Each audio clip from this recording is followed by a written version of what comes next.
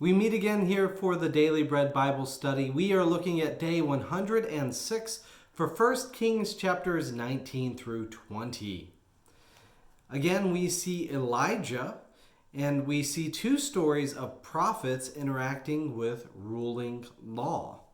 The first story is a story based upon being frightened by ruling law, and the second story is of courage before ruling law. So, why do I use the word ruling law? Well, it relates to rulers, the people who are in the positions of authority over nations, but it also relates to the laws that govern our society in the sense of following what we think might be laws that should govern how our society functions. But ultimately, the ruling law that we have is from God, and so we'll see how that plays out here in 1 Kings 19. Now the prophet Elijah was successful. The word of the Lord was with him, and all he spoke concerning the Lord came true. He defeated the prophets of Baal on Mount Carmel.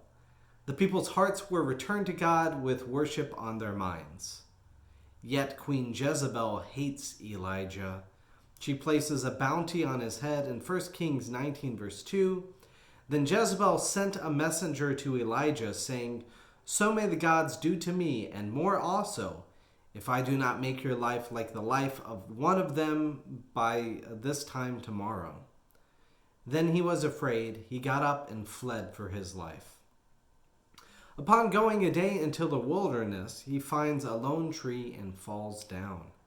In verse 4, he asked that he might die, saying, "It is enough now, O Lord, take away my life, for I am no better than my ancestors."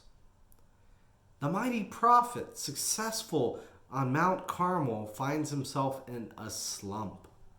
He went from feeling on top of a mountain to feeling down in the valley. Yet God sends care not once but twice. In verse 7, the angel of the Lord came a second time, touched him, and said, "Get up and eat, otherwise the journey will be too much for you." So he got up and ate and drank, and then he went in the strength of that food 40 days and 40 nights to Horeb, the mount of God. There at Horeb, the expired Elijah seeks to meet God. The man of God feels alone. In verse 10, "I have been very zealous for the Lord, the God of hosts, for the Israelites have forsaken your covenant, thrown down your altars, and killed your prophets with the sword. I alone am left, and they are seeking my life to take it away." Then, in one of the most often quoted pieces of the Elijah story, the Lord promises to come by in verse 11. "Now there was a great wind, so strong that it was splitting mountains and breaking rocks in pieces before the Lord. But the Lord was not in the wind. And after the wind, an earthquake, but the Lord was not in the earthquake. And after the earthquake, a fire, but the Lord was not in the fire. And after a fire, a sound of sheer silence. Now when Elijah heard it, he wrapped his face in his mantle and went out and stood at the entrance of the cave." So when we are expired, we are searching for dramatic signs from God. Instead, God comes to us in the quiet as we make space to listen to God.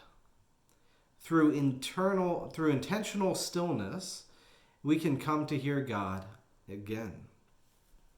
After coming to meet God in sheer silence, the prophet Elijah hears his task against the wayward, the Jezebel-following people. First, he will anoint Hazael over Aram, anoint Jehu over Israel, appoint Elisha as your successor in your place. This is connected to God's upcoming punishment of Israel for their idolatry. In 2 Kings 10, verse 31, "But Jehu was not careful to follow the law of the Lord, the God of Israel, with all of his heart. He did not turn from the sins of Jeroboam, which he caused Israel to commit. In those days the Lord began to trim off parts of Israel, Hazael defeated them through the territory of Israel. Instead of letting the prophet wallow in his loneliness, God reminds him that others have worshipped the Lord even as idolatry with Baal has been prevalent. This is to reinforce that the tasks have never been solely upon Elijah's shoulders. They are firmly upon God and the ones whom God appoints. The chapter closes as Elijah invites Elisha to follow him. In 1 Kings 20, we see a change of scenes, and the ruler of Israel and a prophet are working together. King Ben-Hadad of Aram sends word to King Ahab of Israel, saying, "Give me all your possessions or else." King Ahab originally consents, but then changes his mind and decides to fight. A certain prophet speaks God's words of victory to King Ahab, who appears hesitant. King Ahab goes into battle, and the Israelites defeat the Amorites for a time. A certain prophet then instructs the king to prepare for more battles in the spring, saying in 1 Kings 20, verse 22, "Come, strengthen yourself and consider well what you have to do." Thinking it was location-based instead of God-based, the Arameans do in fact come for war in the spring. There on the plains, feeling like two little flocks of goats against a sea of Arameans, the certain prophet assures them of God's deliverance. They fight, and again the Arameans are defeated. In defeat, the Aramean king begs for mercy.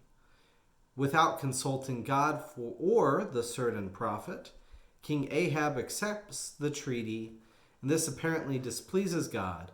For 1 Kings 20, verse 42 says, "Thus says the Lord, because you have let this man go, whom I have devoted to destruction, therefore your life shall be for his life, and your people for his people." To bring this message before the king, there is an interesting story here of a prophet telling another prophet to strike me. This is one of the few times you'll hear about a pastor asking for somebody to hit him in the face. Now, upon refusing, the unharmed prophet calls a lion to attack and kill the reluctant member. A lion comes and kills the reluctant brother, and the next prophet that is asked does strike his neighbor, who then uses the deception to bring the bad news to King Ahab. Now, the reason I emphasize this story is because it seems counterintuitive, right? Why would the Lord want you to hit a fellow prophet in the face? Or send a lion to kill you for withholding harm to another human being? Well, I see two takeaways here. My first takeaway is that context matters. This bothers me because I like to apply laws universally. I like the laws to apply to all times and all places, regardless of the context. Yet in this case, where the heart of the story is, the context matters. The advice here is to be less legalistic in our own judgments and to be open to the idea that God may be working through actions we might deem illegal. So in our day and time, there's a lot of things that we can deem illegal. Some things like speeding, right? That's illegal, but it's not so bad. And we think other things are, much worse than that. But the consequences of breaking the law must be balanced with the communal affirmation that this is the action from God, right? If I am speeding, it's probably not a communal affirmation saying that that is good. It's probably my own sin in choice. Which leads me to the second.